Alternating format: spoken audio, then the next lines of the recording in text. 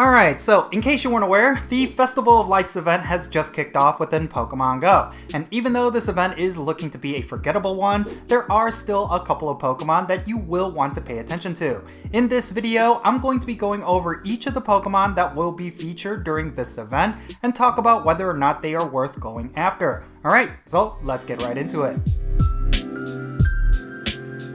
Hey, how's it going everyone? It's me, it's Jinsula. I hope you're having a good day and welcome to today's Pokémon GO video. Alright, so the Festival of Lights event. I really wasn't excited about this particular event, mainly because the event bonuses are not necessarily something that's going to make the gameplay exciting, and the wild spawns are kind of lackluster. But at the same time, I still think there are a couple of Pokemon that might be worth going after during this event. So what you see on screen right now is all of the Pokemon that's going to be appearing in the wild during this event, and then here are all of the egg hatches as well as the field research rewards that you will be seeing during this event. Overall, not a lot of these actually stand out, but if you pay attention to some very specific Pokemon during this event, you might actually get yourself some really good Pokemon for either the Go Battle League as well as raid battles. So let's go over each of them right now. First and foremost, let's talk about Pikachu. So yeah, unfortunately, there's no reason for you to go after Pikachu. I mean, it's one of those things where it's going to be a one and done, like for your Pokedex entry, but there is of course the Pikachu fan medal. So if you still do not have your Platinum Pikachu fan medal, well then you should be catching all of the Pikachu that you see on screen. But unfortunately, all of the Pikachu during this event are not going to have any kind of costume or any special variant, so it's basically just going to be the regular Pikachu, which of course is only going to be beneficial towards that Pikachu fan medal. Next up, there is Vulpix, and this Pokemon is not necessarily something that you should care about. It's basically going to be a filler Pokemon that you'll probably see very commonly, and there's no reason for you to go out and try to catch as many of these as you can, unless of course you're a big fan of Vulpix or Ninetales. And then of course, there is Ponyta. This is another trash Pokemon that's going to be appearing during this event, and yeah, once again, it's not necessarily anything special. Rapidash is not going to have any significance in the Go Battle League, and it's really just there for you to collect if you're looking for either its shiny form or you're a fan of this Pokemon. Now, we're also going to be seeing Magnemite during this event, and this Pokemon might actually be relevant in some way. First and foremost, its fully evolved form Magnezone is actually pretty good for raid battles if you're lacking a lot of good electric types. And of course, it's pretty good for the Master League and Ultra League as well. We're also going to be seeing Voltorbs in the wild, and this Pokemon is not necessarily going to be good for either the Go Battle League or as well as raid battles. But there are some players who are using Electrode right now because it does slot in really well with some of the meta Pokemon. So if you want yourself an Electrode for the Go Battle League, then maybe that is a Pokemon that you could go after during this event. But speaking of PvP, we're going to be seeing Chinchou in the wild during this event, and that is actually a Pokemon that you should focus on, mainly because when it comes to Lantern, which is its evolved form, that Pokemon is actually really good in the Go Battle League. Right now, it's probably one of the best counters to Carbink as well as Pokemon like Gligar, so you will want to get yourself a Lantern if you're struggling against some of the top meta Pokemon within the Great League. And then of course, we're going to be seeing Mareep in the wild, and this is a Pokemon that is going to be getting a Community Day Classic at the end of this month, so it is a Pokemon that you can ignore for the time being. We're also going to be seeing Slugma, and that is a Pokemon that does evolve into a really good Pokemon for the Go Battle League. I've actually had a lot of trouble going up against Magcargo in certain specialty cups,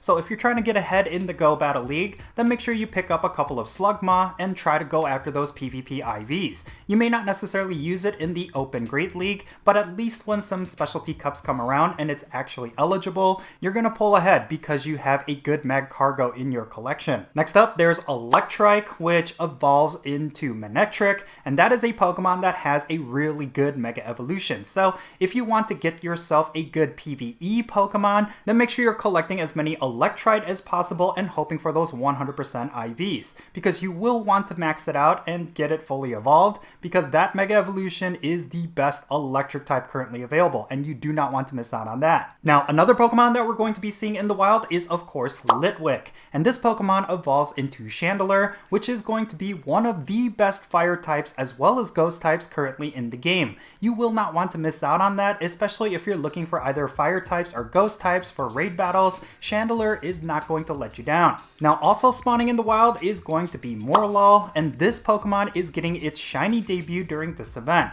Again, it's not necessarily something that's going to be meta changing, but it's going to be a good Pokemon for shiny collectors, especially because it's brand new. And then this event is also going to see the debut of Tadbulb. That Pokemon is going to be brand new, so if you want to get your Pokedex entries right away, then make sure you go out and collect as many Tadbulb as you can. Alright, now let's move on to the Pokemon that's going to be hatching from 7km eggs. Morlul is going to be one of the 7km egg hatches, but we're also going to be seeing 2 baby Pokemon as well as the Dene. The first baby Pokemon that you're going to be seeing from 7km eggs is of course Elekid. This Pokemon is not necessarily that special, but it does evolve into Electivire, which again, just like Magnezone, is going to be one of the top tier electric type raid attackers. And the other baby that's going to be hatching from 7km eggs is Magby. Unfortunately, that Pokemon does not really have any kind of relevance within either PvP or PvE, even when it's fully evolved. And then we're going to see Dedenne in 7km eggs, which is actually a really good Pokemon for the Go Battle League. Unfortunately, it's going to be impossible for you to get ideal PvP IVs through egg hatches, so hatching a Dedenne is actually going to be somewhat disappointing. Other than the potential of getting a high IV shiny Morlul, these 7km egg hatches are not really that special, so I wouldn't waste your egg incubators on these 7km eggs. I would just stick with the regular free incubator and just try to get these cleared out from your egg pool. Alright, next let's talk about what Pokemon are going to be spawning from Incense, and there's actually a couple of interesting Pokemon that you could collect. First of all, there's Alolan Geodude. This Pokemon is not necessarily that special, even when it's fully evolved, but there's also going to be Hisuian Voltorb spawning from Incense, and that Pokemon is actually quite interesting right now, because it does evolve into Hisuian Electrode, and much like the Kanto Electrode, it's something that a lot of players are running within the Go Battle League, because it does mesh really well with some of the meta Pokemon right now. We're also going to be seeing Volbeat and Illumise spawning from Incense, and both of those Pokemon were at one point regionals. So if you are a new player, there's a chance that you do not have either of these Pokemon within your Pokedex. So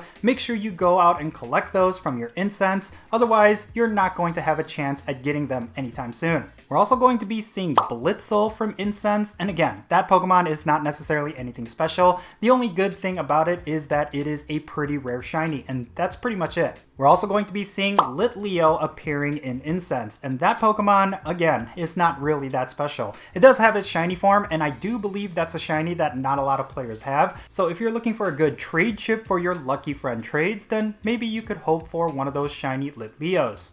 There's also a plethora of other Pokemon that I already went over that are going to be spawning from Incense. Again, this event feels a little bit lackluster and a bit filler because there's a lot of Pokemon here that does have a bit of potential, but it's really only a handful that are actually going to be good. Now let's talk about the Pokemon that are going to be rewards for field research tasks. There is of course going to be Tadbulb and Morlul, but there's also going to be Darumaka. That Pokemon evolves into Darmanitan, which is a really good raid attacker, especially when it comes to fire types. So you do not want to miss out on that. If you want to get yourself a high IV fire type raid attacker, then maybe you should focus in on getting Darmanitan tasks done. So yeah, overall, I would say that the list of Pokemon that's going to be featured during the Festival of Lights event is going to be about a 5 out of 10. Like, it's not going to rate that high. There are a couple of noteworthy Pokemon, don't get me wrong, but overall, it just doesn't seem like there's a lot of excitement here. Maybe there's going to be a few special occasions, but